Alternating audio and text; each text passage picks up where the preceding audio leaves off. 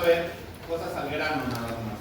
De esta clase les voy a enviar, así como les estoy enviando textos, les voy a enviar alguna guía de manejo de neumonía para que tengan, porque ustedes ya se habrán dado cuenta que en el examen pregunto algo de diapositivas, algo de los explico y algo de la literatura, entonces están obligados a repasar todo. Las cosas al grano, lo que les interesa a ustedes. Neumonía, pues ya saben que cuando uno habla acerca de neumonía, hablamos de un proceso inflamatorio. Neumonía hay muchos tipos, pero lo que principalmente nos interesa es la neumonía bacteriana como proceso infeccioso. Entonces hablaremos que la neumonía es un proceso inflamatorio infeccioso del parénquima pulmonar. ¿Sí? ¿Qué es lo que abarca? Alveolos, intersticios y a veces la pleura visceral, sobre todo cuando hay complicaciones. Hay neumonías que se pueden complicar, el parénquima se inflama por algún germen extraño, obviamente algún microorganismo, ya sea virus, bacteria, parásito, etc. Y lo que va a generar es un proceso inflamatorio, que se puede controlar, se puede autolimitar, se maneja con antibióticos, o si se trata muy tardíamente puede complicarse inclusive con derrame pleural, llegando a afectar a la pleura. Entonces, en cuanto a la definición de neumonía, hay dos tipos de neumonía que básicamente van a manejar o que ustedes se van a encontrar: la neumonía adquirida en la comunidad y la neumonía intrahospitalaria.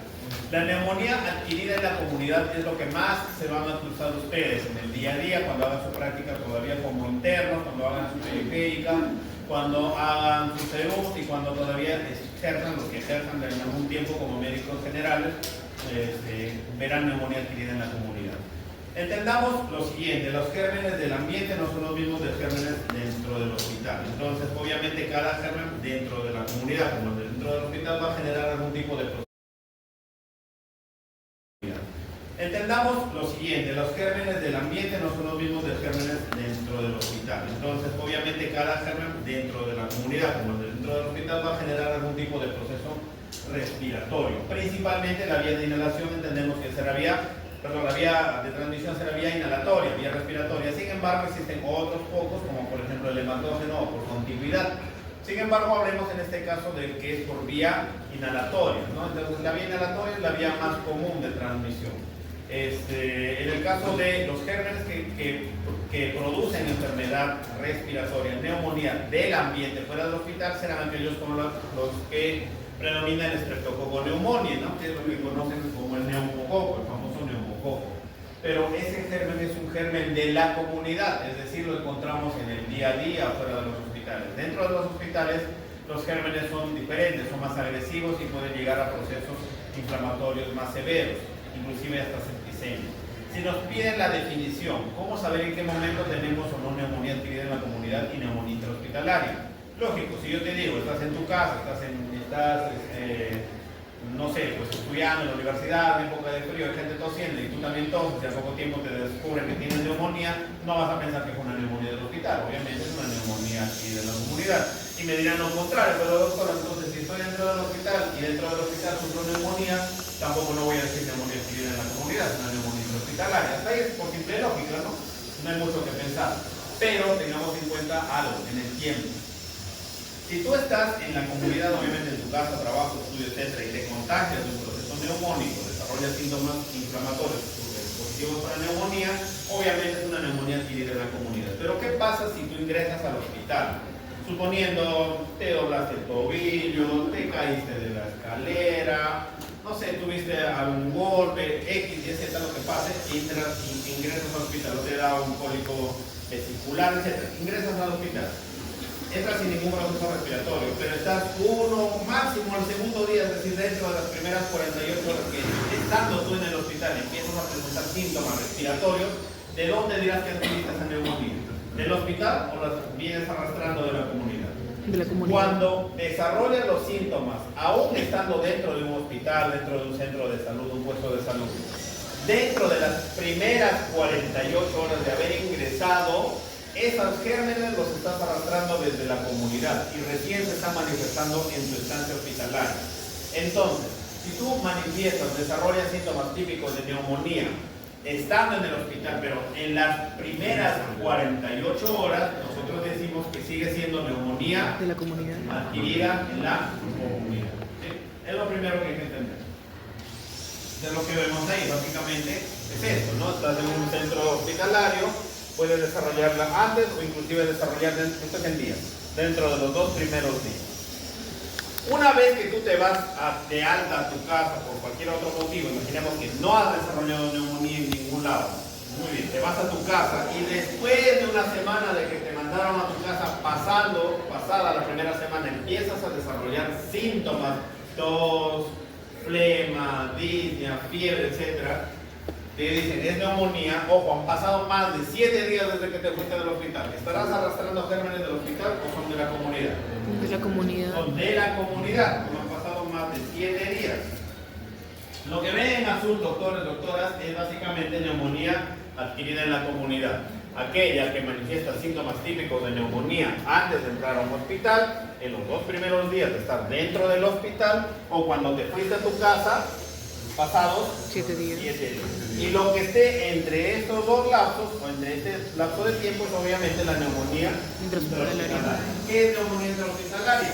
Aquella que se desarrolla pasadas las primeras 48 horas de estar en el hospital o en los primeros 7 días después de que te fuiste de alta del hospital. ¿Sí? Repito, por última vez, neumonía adquirida en la comunidad. En cuanto al tiempo, la definición es el tiempo. Cuando yo les pida defíneme neumonía adquirida en la comunidad, ustedes tienen que hablar de tiempo, porque eso es lo que les van a pedir. Neumonía adquirida en la comunidad, la que se desarrolla obviamente fuera del ambiente hospitalario o en las primeras 48 horas de haber ingresado al hospital o pasados 7 días desde que saliste del hospital. La neumonía intrahospitalaria, la que se desarrolla dentro de un hospital pasadas las 48 horas del ingreso hospitalario o en los primeros 7 días de haber sido de alta del hospital. ¿Sí? Si tú sales de alta o tu paciente llega a tu consulta y te dice, viene por tos, fiebre, flema, los síntomas que vamos a describir en un momento de neumonía. Y dices, ¿cuándo saliste del hospital? Hace 3 días y recién ahorita estoy con molestias. ¿Qué vas a tratarlo? ¿Como neumonía adquirida de la comunidad o lo vas a tratar como neumonía intrahospitalaria? Neumonía intrahospitalaria. ¿Sí? Eso solo para que sepan. El tema de la clase es neumonía adquirida de la comunidad, no es neumonía intrahospitalaria, pero es necesario que lo sepan. Hay una terminología que antiguamente se hablaba y quizás a ustedes, algunos de sus docentes todavía los hayan escuchado, lo escuchen, como neumonía asociada a cuidados de la salud. Quizás por ahí han escuchado a algún docente, o ustedes mismos habrán leído o escuchado también ese término. Simplemente es un término antiguo. Lo único que necesitan saber es que no existe ya esa terminología. Esas dos son las únicas que existen. Cualquier otra cosa que no sea eso, es terminología antigua. Entonces, los gérmenes de la comunidad obviamente son diferentes a los del hospital, donde puede ser bacterias, virus, puede ser inclusive parásitos, y dentro de los virus, bacterias vamos a tener frecuentes e infrecuentes. Lo más frecuente, lo más común es lo que ustedes ven ahí. El Streptococcus pneumoniae, que todos ya han conocido, lo conocen, han explicado varias veces. El neumococo, el llamado neumococo, y sobre todo también en segundo orden el Haemophilus influenza, que es lo que pueden ver ahí. En cuanto a los gérmenes típicos, porque esos son los gérmenes más típicos que se conocen, pero también hay otra lista que se llaman los gérmenes atípicos. Los que, aunque se presentan en menor frecuencia, también puede dar síntomas típicos de neumonía. ¿Cuáles son? Los que ven ahí. La clamidia y el micoplasma neumonía. ¿Sí? La neumonía, como ven ahí, dice, los patógenos predominantes son Streptococcus, Haemophilus. Son los más comunes, los gérmenes típicos, mientras que micoplasma y clamidia son atípicos. Sin embargo, en la práctica clínica es muy difícil nosotros saber, estos síntomas son de un estreptococo, estos síntomas son de un micoplasma, este es de una influenza, o el estreptococo, perdón, Haemophilus influenzae. Entonces, por clínica tú no puedes saber cuál es el que te está atacando, o de repente están dos en uno solo. ¿Y qué es lo que hacen? Le das tratamiento paratípico, le das tratamiento para. Entonces, cuando ustedes vean neumonía que viene en la comunidad, primero que deben saber, definición en cuanto al tiempo. Segundo, cuáles son los gérmenes más comunes. Entre virus, bacteria, hongo, diré que son las bacterias. Y las bacterias, a su vez, tendremos las típicas y las atípicas. Las típicas, las que ustedes pueden ver aquí, que es el Streptococcus y el Haemophilus. Y las atípicas, micoplasma y clamidia. ¿Clínicamente puedo diferenciar cuál me está generando el proceso neumónico? No. Entonces, cuando le doy tratamiento, ¿qué es lo que debo cubrir? Típicos y atípicos. Así de sencillito. Yo debería dar un tratamiento a mi paciente que cura típicos y cura atípicos. Sin embargo, también hemos dicho que la neumonía puede ser causada por virus. más conocida de todas las neumonías causadas por virus, ¿cuál es? Hace 5 años la pasamos, vivimos encerrados. Si vivieron encerrados, SARS-CoV-2, la neumonía viral por SARS-CoV-2. Que no es la única, pero también tenemos la neumonía por el virus de la influenza.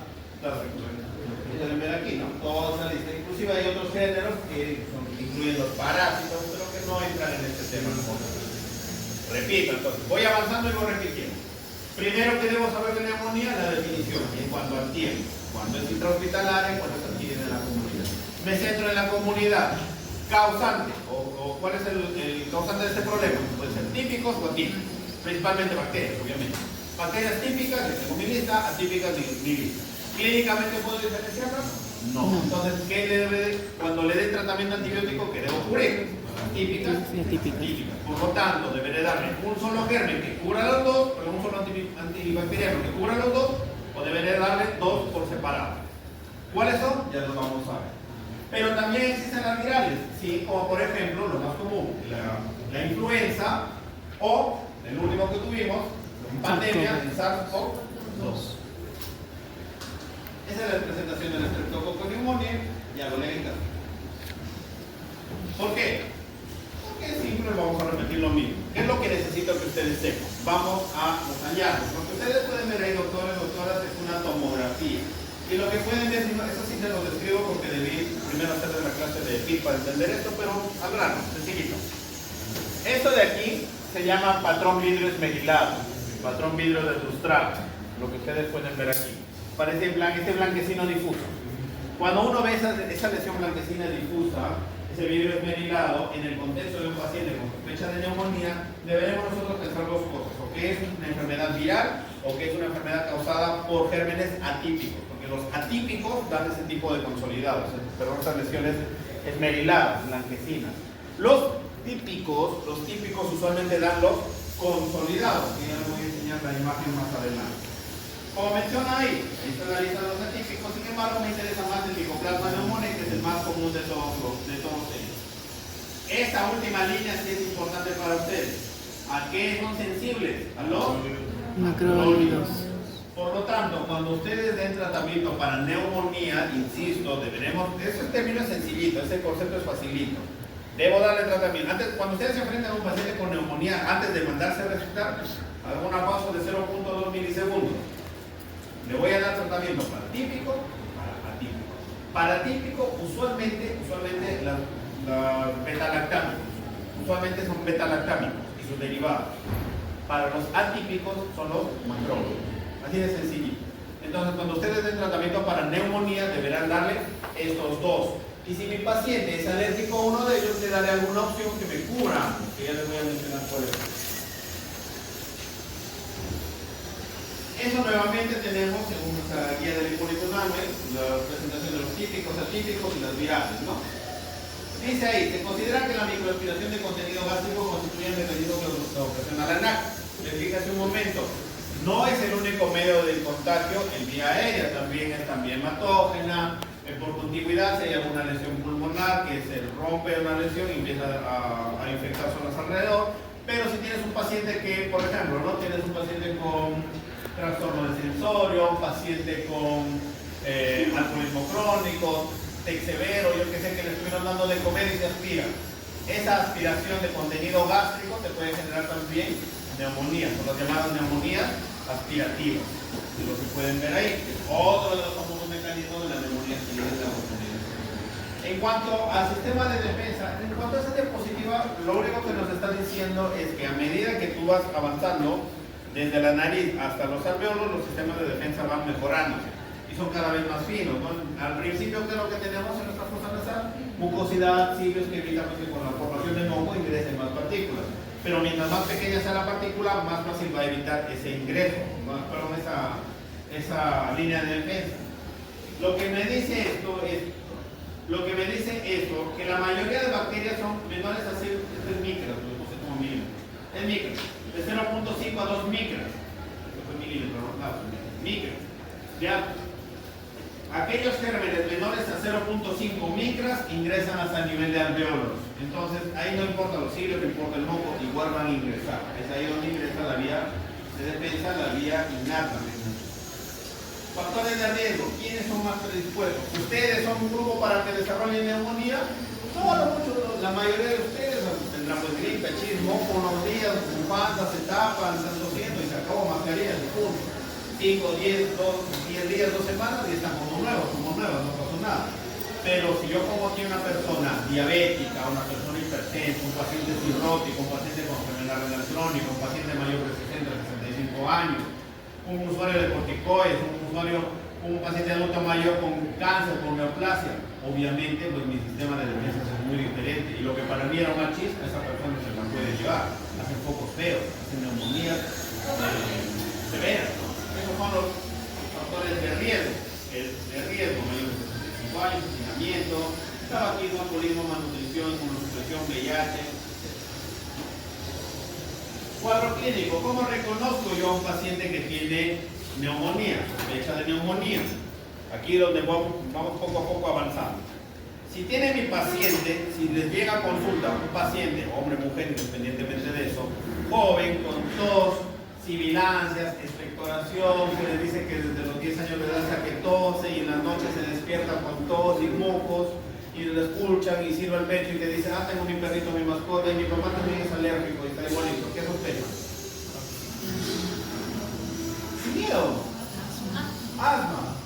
Si tengo mi paciente que fuma como chino en quiebra, tengo mi paciente que cocina todos los días leña, le encanta hacer el dueño de una parrillería, está todos los días que hace parrilladas de al carbón y viene con tos, flema, y el inhalador a veces le ayuda, a veces no, pero ahí está que le da y le da.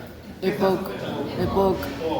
Si yo tengo mi paciente que no tiene ninguna sintomatología y poco a poco empieza, no hay historial de biomasa, ni alergias, ni broncoespasmo en la niñez, ni nada, pero tiene algún factor de riesgo, lo que hemos mencionado hace un momento, es adulto mayor, diabético, mal controlado, no sé, pues, o un paciente relativamente joven con VIH o con cáncer y empieza con tos, flema, fiebre, disnea progresiva, pero no hay sibilancia. ¿Qué creen que sí? Está expectorando verde, amarillo, amarillento? Neumonía. ¿Podrían sospechar? Neumonía. La neumonía es una de las primeras opciones. Sin embargo, ya les voy adelantando, las bronquiectasias también generan ese problema. Aunque no creo que toquemos mucho bronquiectasias, más lo verán en la práctica cada uno de ustedes, pero también las bronquiectasias dan ese problema. Solo que las bronquiectasias todas ocultas y sibilan. Hay silbido. En la neumonía no silban. Hay crépito. Hay crepitantes. En cuanto a la semiología, pues no. Lo que más se dice, por lo menos en la parte teórica, es el aumento de la palpación, el aumento de las vibraciones vocales y lo más importante es el crepitante. Hay otros que identifican el famoso soplo tubario, tendrían que escucharlo. La verdad, el soplo tubario es un soplo en el cual la voz se amplifica y usualmente es ya cuando hay una lesión más amplia, hay una caverna, hay una destrucción más grande del parénquima. Lo que ustedes, si les preguntan al examen físico qué es lo que te resalta en una neumonía, básicamente es la ocultación del crepitante. Y esto sí, insisto, un poquito les hago con el tema de pido que ya nos tratamos, los pacientes que hacen fibrosis pulmonar usualmente tienen crepitantes bilaterales, usualmente bibasales. En cambio, el neumónico usualmente es más en un solo lado. ¿Qué tiende a ser la lesión? Más en bases.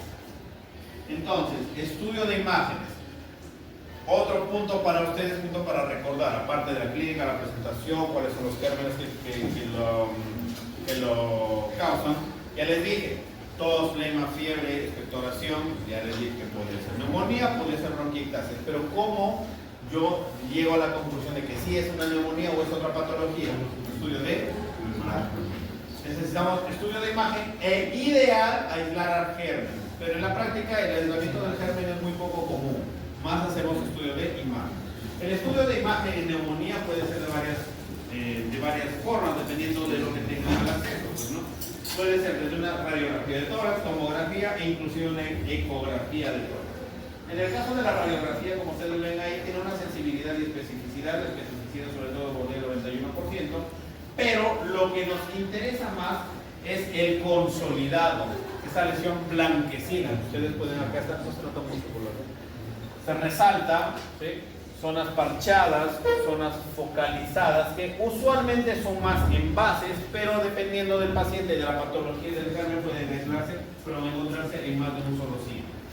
Es la radiopacidad. Si ustedes le preguntan, o les preguntan, no sé, necesariamente yo o otro de sus colegas, otros colegas, ¿cómo identificas una neumonía? Es una radiopacidad. En la radiografía lo vas a ver blanco.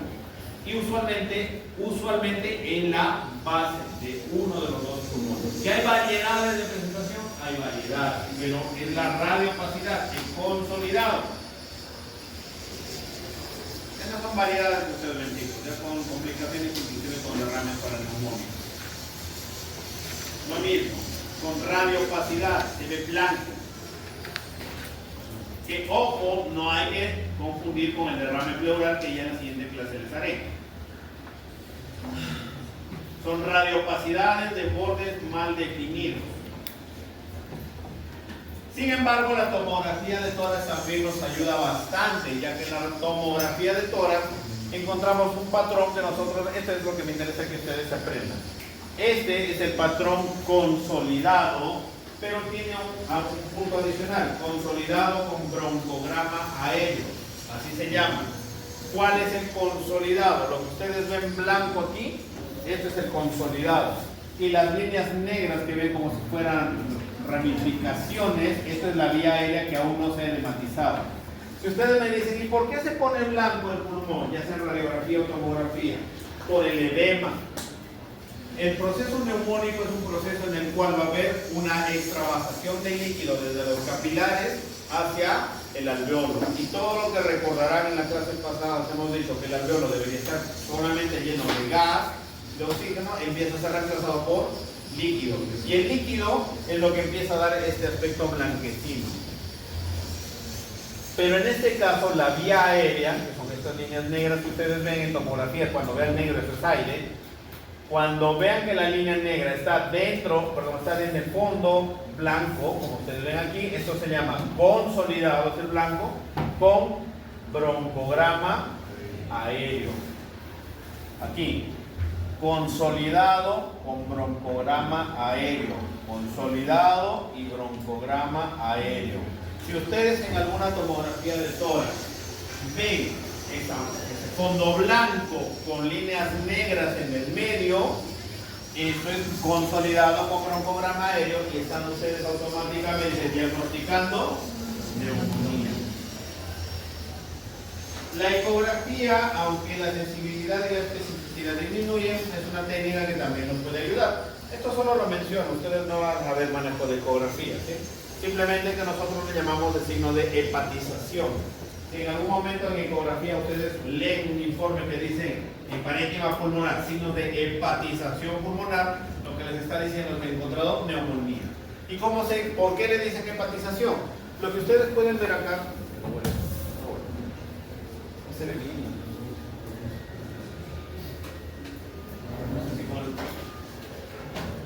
¿Se ve el marcador? Sí, ya. Esta ecografía que ustedes ven aquí en la izquierda de ustedes, esto es el hígado, ¿ya? Y se notan las vías biliares, intrahepáticas. Esto de acá es un aspecto en el hígado, sí se ve obviamente, es un aspecto hepático. A nivel pulmonar se ve una estructura muy semejante a la de aquí, y a esto nosotros le llamamos hepatización, ¿ya? Pero eso solamente para que ustedes conozcan el término. Lo que ustedes van a manejar y deben manejar es esto y esto. Radiografía, consolidado. Usualmente en bases tiende a ser más unilateral, que puede ir o no con complicaciones como derrame pleural. En tomografía deben conocer más el consolidado con broncograma aéreo. Y como les dije, lo ideal también es aislar al germen. Entonces, en el afán de aislar al germen, en el afán de aislar al germen, tiende a hacerse los cultivos. Si el paciente expectora, tose, deberá recolectar una muestra de flema. Es ideal que aislar al cultivo y según el germen darle un tratamiento adecuado. ¿Cuál es el problema? Si el paciente viene con fiebre de 39 a 40 grados, o sea que tose, cada vez que tose, bota y bota por montones de flema, que tiene dos opciones. Opción A, le doy tratamiento empírico. Opción B, lo tengo con la punta de paracetamol hasta que me salga el resultado del cultivo. ¿Qué le vas a hacer?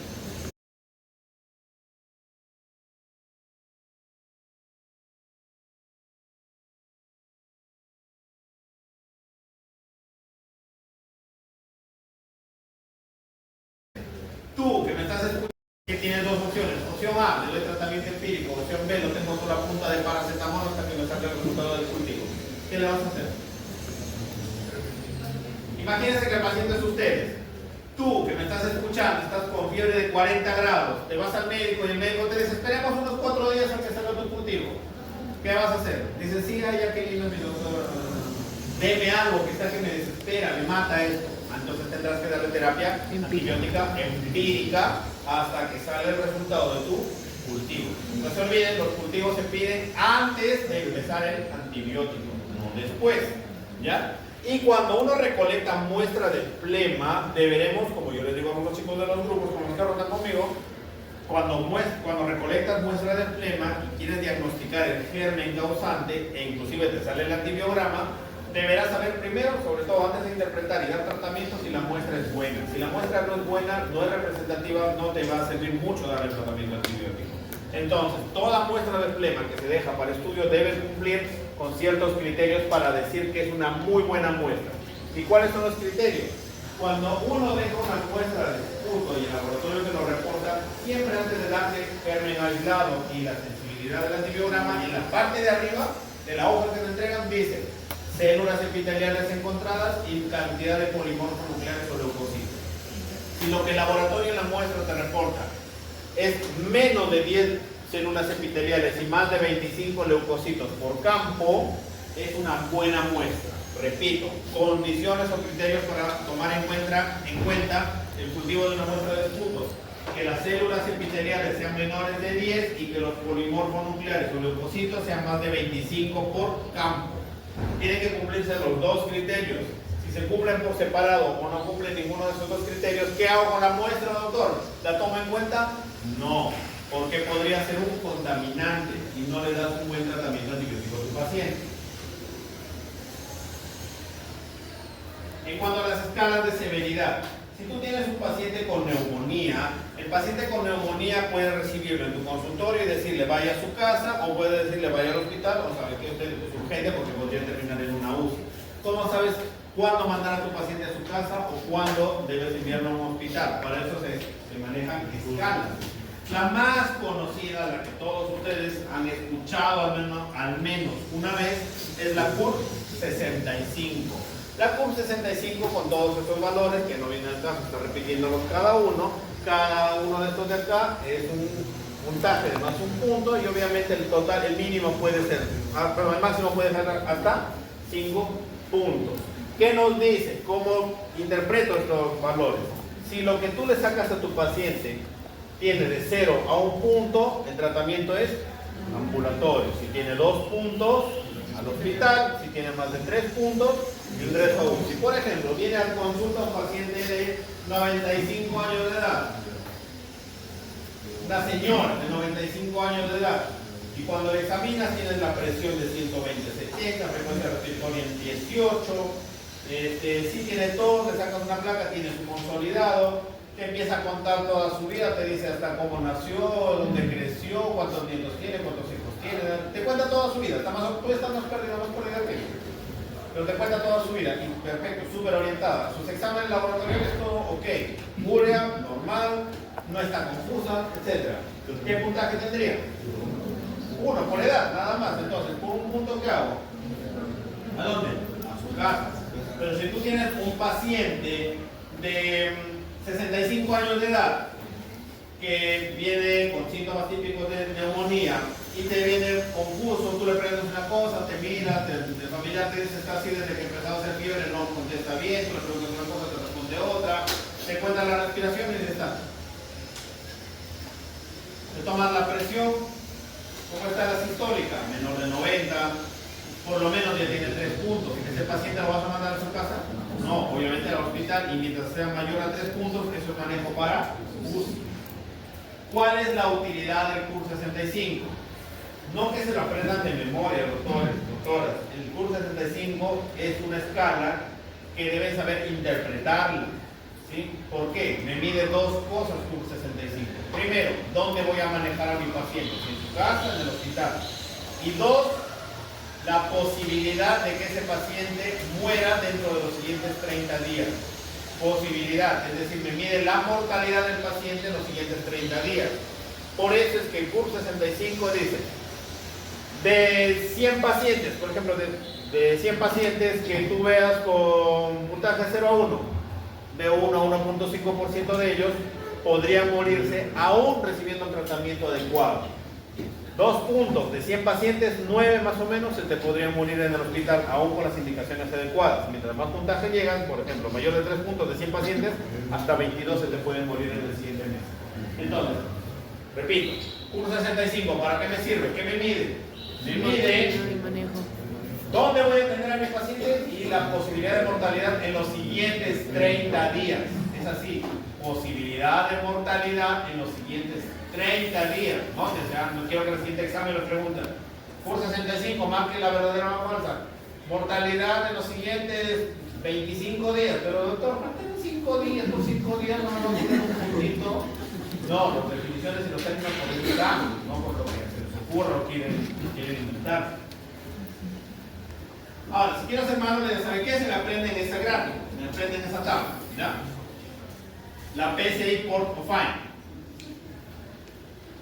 Mudos cuando digo se lo aprenden. Obviamente no se los voy a pedir que lo aprendan.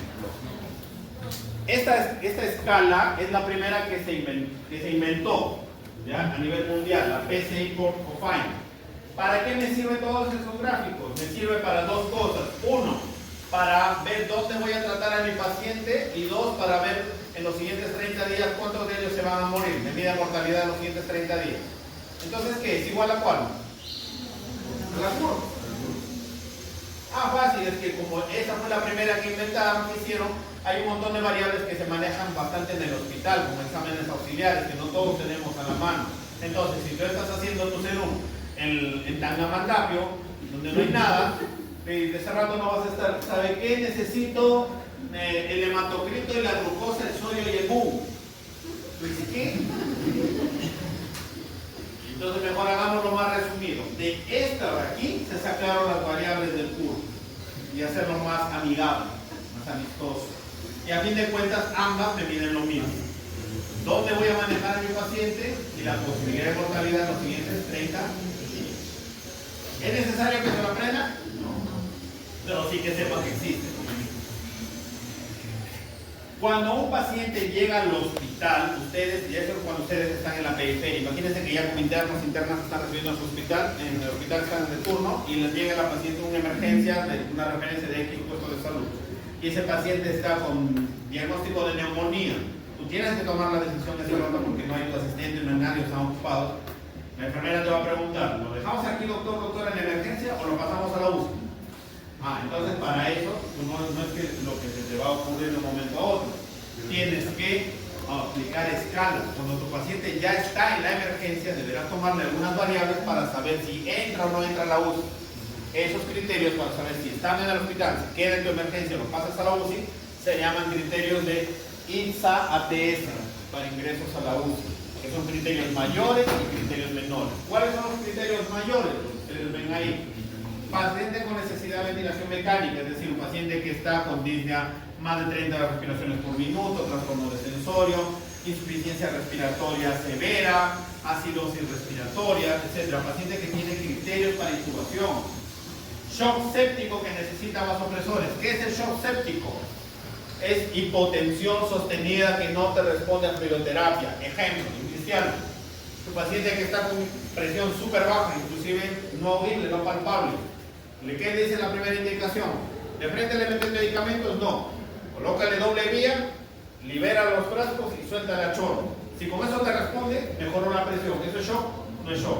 Pero si tú le metes toda la hidratación que puedes y a pesar de eso la presión no sube, recién tendrás que darle algún medicamento como por ejemplo noradrenalina, como vasopresor. Eso le va a levantar la presión. Entonces cuando ya tú utilizas un medicamento para levantar presión y recién te responde, eso se llama shock séptico. ¿Sí? ¿Qué dice? Shock séptico que obviamente necesita vasopresores. Y los criterios menores, lo que ustedes pueden ver ahí, no los voy a leer uno por uno. ¿Cuántos criterios debe cumplir para que un paciente entre en la UCI? Al menos un mayor o 3 menores. Eso de ahí sí necesito que se lo sepa. ¿Ya? Pero tenemos otra escala, la llamada escala SMART-CoV. La SMART-CoV es una escala, como ustedes dicen ahí, ven, me predice la necesidad de que mi paciente termine en cuidados intensivos. ¿Es necesario que me aprenda esto, doctor? No, no te preocupes, no te voy a pedir que te la aprendas. Simplemente que sepas que existe esta escala. Entonces, lo que ustedes sí deben manejar es PUR 65.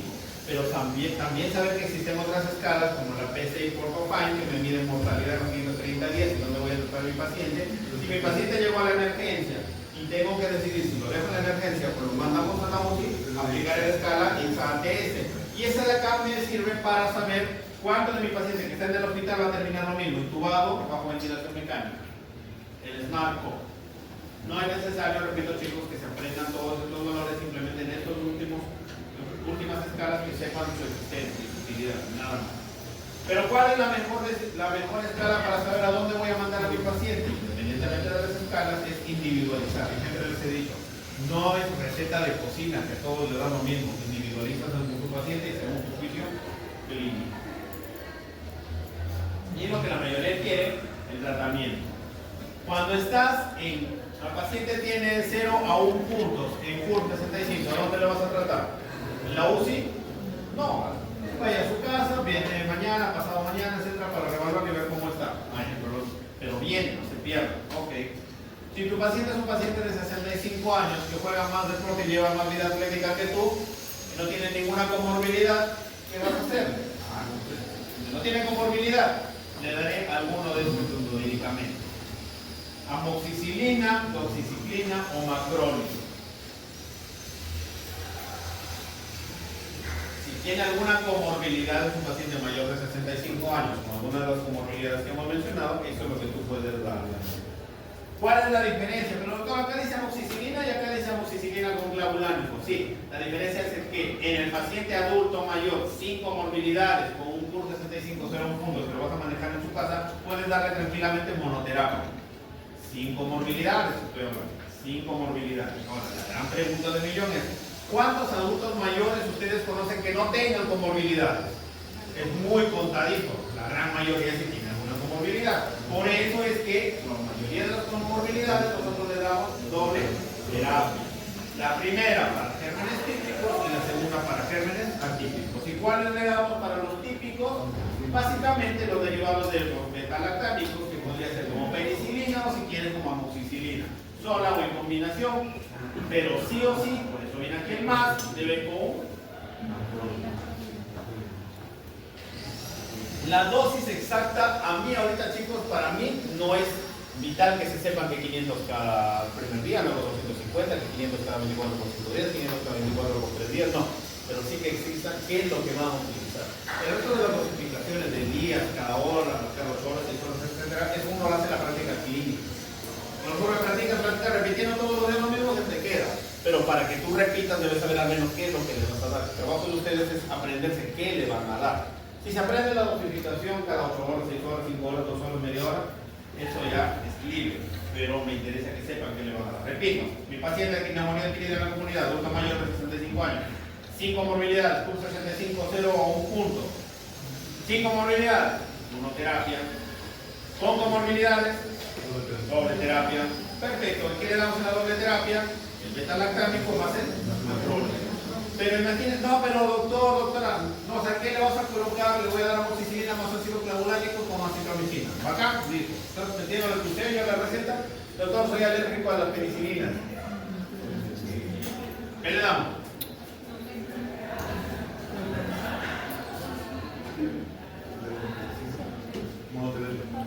Quinolonas, las fluoroquinolonas. La fluoroquinolona te cura típicos y te cura atípicos, como monoterapia. Levofloxacino, moxifloxacino, ciprofloxacino, lo que a ustedes les haga más felices y tengan a la mano. ¿Ya? Pero que sea una fluoroquinolona. Las quinolonas es una opción en paciente alérgico a penicilina o sus derivados, pero que puede darse como monoterapia, porque te cubre tanto típicos como atípicos. ¿Sí? Ojo, estoy diciendo como opciones, pero lo principal siempre es la combinación que hemos hablado en esto. Pero si tienes un paciente hospitalizado, ya depende mucho de qué te estás presentando, si es una neumonía severa o una no severa. ¿Qué le damos? Lo que ustedes vengan. Ahí sí es memoria. Ceftriaxona, ampicilina, cefotaxima. Doctor, pero en la farmacia me pusieron lincomicina, que es lo que les encanta a las farmacias colocar, ¿visto? Lincomicina con dexametasona. Sepa Dios que están haciendo con la lincomicina, pero no está en ninguno de esos. Les damos las neumonías, inclusive no severas, les dan lincomicina. Y todavía vienen orgullosos del consultorio, por 3 días me han colocado lincomicina. Eso no está en ninguno de esos esquemas. En el mejor de los casos, eso es un esquema para neumonías intrahospitalarias, que ni siquiera lo mencionamos aquí. Y para cerrar, chicos, ya para que se vayan felices, ni siquiera más que mi la vacuna, yo siempre le repito, igual que en el POC, vacunación en neumonía son poblaciones adultas mayores. Ustedes aquí en neumología están viendo estos temas en pacientes adultos. Cuando hagan pediatría van a ver lo mismo, pero en chiquititos, en niños. Y van a ver que los términos son diferentes. Pero en ninguno de los dos extremos de la vida, ni en los más chiquititos ni en las personas más adultas, deja de recomendarse lo mismo, que es la vacunación. En los niños existe la antineumocócica conjugada, que es para bebés y niños. Esto lo van a ver ustedes en pediatría. Para neumología nos interesa que sepan la antineumocócica polisacárida, la BNP 23, que está dada para adultos mayores de 65 años o más.